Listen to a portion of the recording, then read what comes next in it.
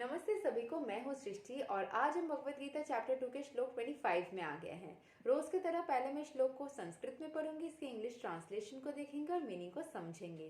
तो चलिए शुरू करते हैं।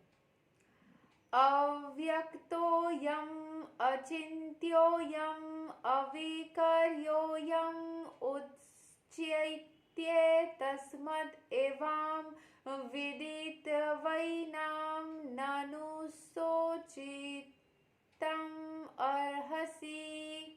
It is said that the soul is invisible,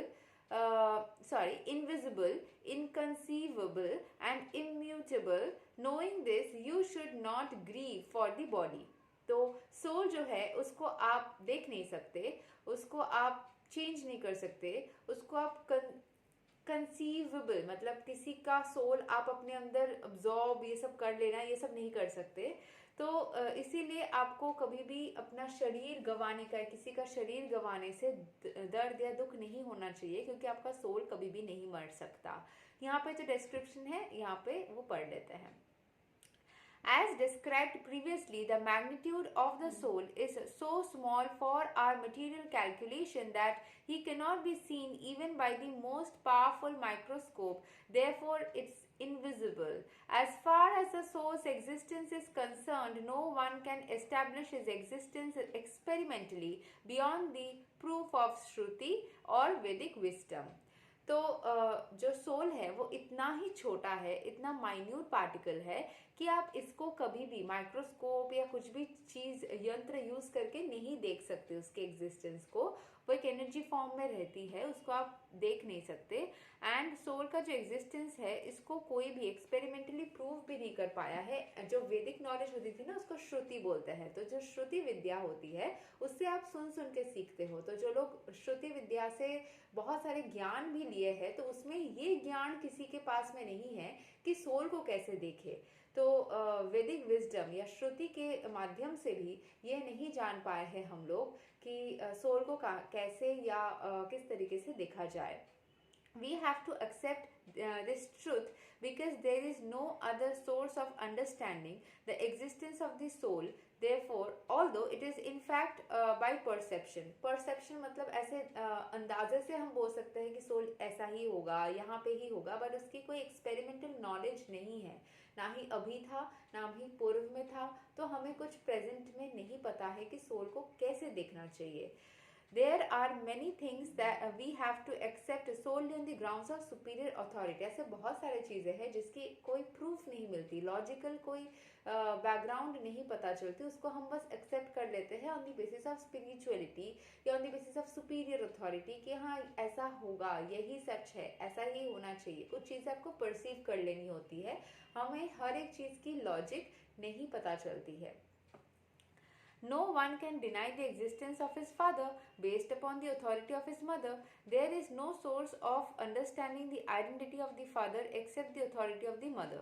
Similarly, there is no source of understanding of soul except by studying the Vedas.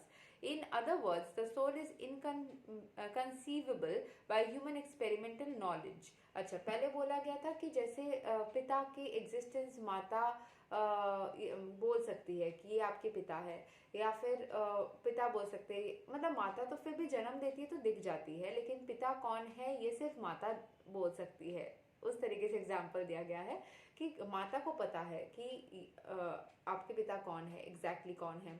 Similarly soul का जो मतलब एग्जिस्टेंस है ना, तो कंपेयर किया गया है कि no source of understanding the identity of the father except the authority of the mother. Similarly there is no source of understanding of the soul except by studying the Vedas. Veda को पढ़ने से आपको पता चलेगा कि सोल का एग्जिस्टेंस कैसे है, किस तरीके से। सोर्स तो नहीं पता चल रही है बट एग्जिस्टेंस के बारे में पता चल जाएगी। In other words, the soul is inconceivable by human experimental knowledge. The soul is consciousness and conscious.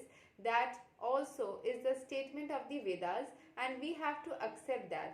Unlike the bodily changes, there is no change in the soul. तो सोल जो है वो कॉन्शियस फॉर्म में रहती है, ठीक है, वही कॉन्शियसनेस आपके शरीर में जगाती है।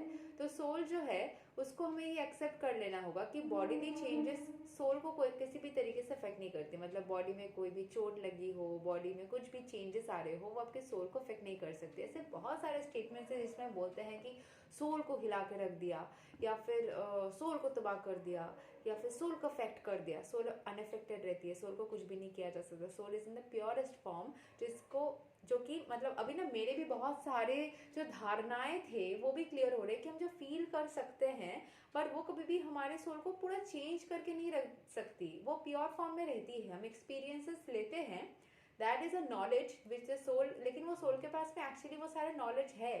बहुत सारे पृथ्वी में होने वाले इंसिडेंट्स ना वो उसको ट्रिगर कर देती है, तो हमें याद आ जाता है कि इस तरीके से चीजें होती है या इस तरीके से बिहेव करना चाहिए। बस सोल अलग से कुछ सीख नहीं रहा है, वो ईश्वर का अंश है ना, तो उसको पता है ऑलरेडी। लेकिन बहुत सारे इंसिडेंट्स हमें ट्रिगर कर जाती है, तो हमें शायद उस टाइम पे लगता है कि हमारी सोल हिल गई या कुछ हो गया। बट सोल अनचेंज रहती है, उसको कभी आप हिला नहीं सकते, उसको आप तबाह नहीं कर सकते, उसको आप अफेक्ट नहीं कर सकते, कुछ भी नहीं कर सकते सोल के साथ। सोल इतना पावरफुल फॉर्म में रहता है। वही आपको ताकत देता है, आपको कॉन्शियस फॉर्म में रखता है, आपको एक्टिव रखता है। And we have to accept that unlike the bodily changes, there is no change in the soul. Soul में कभी चेंज होती ही नहीं है। सोल हमेशा इंटैक्ट रहती है, उसको सब कुछ पता है। बस मटेरियल फॉर्म में आने के बाद शायद हम थोड़ा सा चीज़ों को उस तरीके से याद नहीं रख पाते और उस तरीके से बिहेव नहीं कर पाते। लेकिन सोल में कभी भी ऐसे बोलते हैं ना कि कुछ किसी के साथ में लाइफ में हो गया तो उसका सोल अफेक्ट हुआ। सोल भी अफेक्ट हो ही नहीं सकता। वो आपके शरीर में चलने वाले हॉर्मोन्स है एंड इमोशंस है जो कि एक ह्यूमन बॉडी में होती है, जो आपको ऐसा फील करवा रही है। लेकिन सोल जो है ना, वो आपको बस एक्टिव रखती है एंड उसके पास सारे नॉलेजेस है। वो कभी भी अफेक्ट नहीं होती, वो तबाह नहीं होती। ऐसे बोलते हैं ना, आत्मा को कष्ट दे दिया। आत्मा को जरूर फील इंसानी फॉर्म में होता है, बट सोल कभी तबाह नहीं हो सकती। ये चीज याद रखना। थोड़ा सा कंफ्यूजिंग लग सकता है, लेकिन सोल थोड़ा सा काइंड ऑफ रोबोटिक फॉर्म में आप सोच सकते हो। हाँ, ह्यूमन बॉडी के आने के बाद आपके फीलिंग्स जो है, इमोशंस जो है, वो ट्रिगर होते हैं because of the other things which are present in the material body. लेकिन सोल जो है वो मटेरियल चीज़ों से अफेक्ट नहीं होती है। वो आपको ह्यूमन बॉडी में रहने की वजह से उस तरीके से फील हो रही होती है।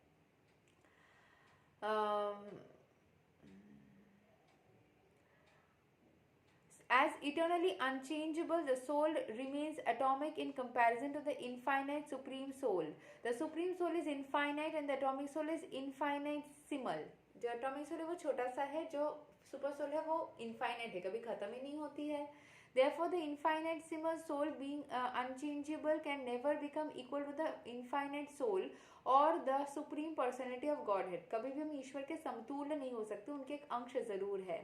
This concept is repeated in the Vedas in different ways just to confirm the stability of the conception of the soul.